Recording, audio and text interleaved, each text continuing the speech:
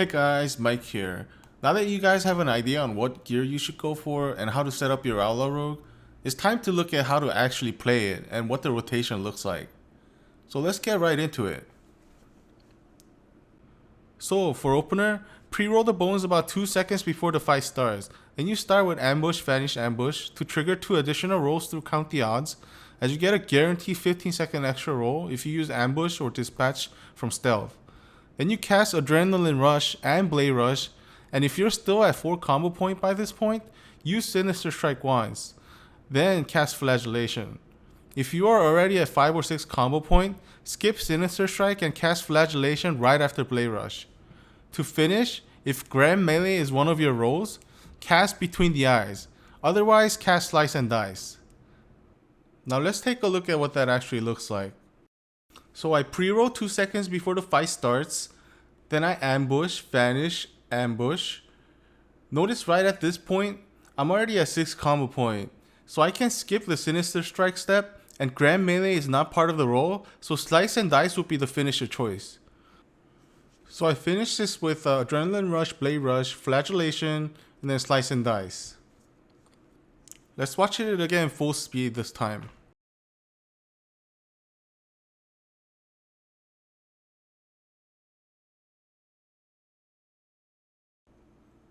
Now that we have the opener down, let's look at roll the bones now. First thing to make sure is to keep any combination of 5 rolls, as they provide the most DPS by far. For single rolls, you want to keep Broadside and Skull and Bones and reroll everything else. Ruthless Precision might look good on paper, but since your character most likely has about 40% crit chance, and you get an additional 20% from Between the Eyes, it loses value. For double rolls, keep any combination of them except the ones with Grand Melee. It is most likely that Grand Melee will trigger throughout the fight through reroll or count the odds, and more times than not, you end up with a really long Slice and Dice that lasts beyond the fight duration, which means it starts giving no value whatsoever. As a side note, if you have a really long Slice and Dice left, you can bring the buff into next fight, as you can see in this clip here. For combo generators, we have 2 abilities, Pistol Shot with Opportunity and Sinister Strike. Sinister Strike generates 1 to 2 combo points and has a chance to trigger 2 set bonus, which will add another combo point. Pistol Shot generates 1 combo point, and every 6 shot, it will autocast Between the Eyes through 4 set bonus, which generates another combo point through Ruthlessness passive.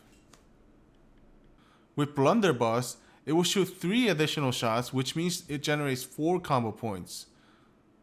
As for which ability to use, cast Pistol Shot whenever opportunity is up, otherwise cast Sinister Strike.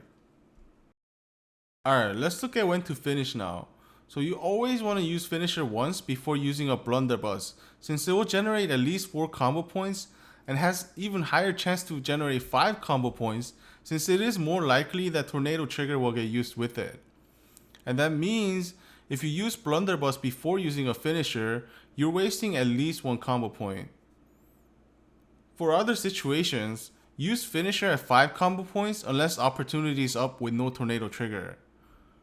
To rephrase this, unless you know Pistol Shot will generate 1 combo point, you want to use finisher at 5 combo point to not waste any combo point, and Sinister Strike has 45% chance to double strike or can trigger a 2 set bonus, and along with 1 auto attack in between, it has roughly 53% chance to generate additional combo point, which will go to waste.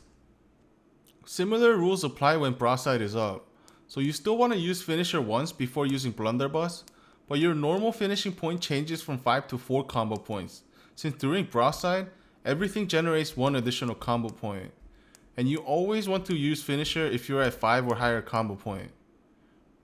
You should still use Pistol Shot with Opportunity and no Tornado Trigger at 4 combo point, just like how you would use it at 5 combo point in normal situation. With that in mind, let's look at which finisher to use now. So if you don't have Slice and Dice up, Grand Melee is not part of your roll, and you're not about to reroll or use Vanish within 3 seconds, use Slice and Dice. The reason why you want to wait to Slice and Dice is to see if Grand Melee will trigger from reroll or Vanish Dispatch. If your Slice and Dice is up, Between the Eyes at 5+ combo point is your next priority. Even if Between the Eyes buff is up, you still want to use this ability on cooldown as it hits harder than Dispatch. If Between the Eyes is on cooldown, or you're at a finishing point at less than 5 combo point, use Dispatch. Alright, for cooldown usage, you want to use Blade Rush, Flagellation, and Adrenaline Rush whenever they're up. Even if you're about to overcap energy, you still want to use Blade Rush as it has a really short cooldown and does enough damage to be used on cooldown. When you use Flagellation, make sure you use it right before you use a finisher to start building stacks for it right away. Keep in mind that it does not go past 30 stacks, and your goal is to get to 30 stacks every time you use this ability. For Vanish, other than for opener, you want to pair it with Dispatch since Ambush takes away Sinister Strike uses. As for its usage, you generally want to use Vanish Dispatch combo on cooldown, but you want to wait if you're about to reroll within 15 seconds, as rerolling can override the buff you get from the combo. You also don't want to use Vanish Dispatch if you got lucky and somehow have 6 rolls going, since there are no more extra rolls you can get and the use gets wasted. So AoE is really simple. Everything stays the same, and the only thing you have to make sure in AoE situation is to keep Blade Flurry up at all times. You also don't want to refresh it early, as it will usually come back up way before the buff is off. One more thing to note about Blade Flurry is that it splashes from your character, not your target. Let me show you what I mean by that. So in this clip, I'm attacking the right dummy with Blade Flurry on, but it's not hitting the mob next to it. If I move left a little bit, you can see that now it's hitting the middle dummy, which means the Blade Flurry damage is coming from your character, and range is a little longer than melee range. If I move my character to left even more, Blade Flurry starts to hit the farthest dummy even though it is not close to my target and is behind my character. So in AoE situation, you always want to position yourself in between the mobs so you can hit all of them with Blade Flurry. Hope this guide helped you guys better understand how Outlaw Rogue rotation works, and if you guys are confused or have questions about anything, please let me know in the comments and I'll get back to you as soon as I can. Thank you guys for watching, and I'll see you guys next time.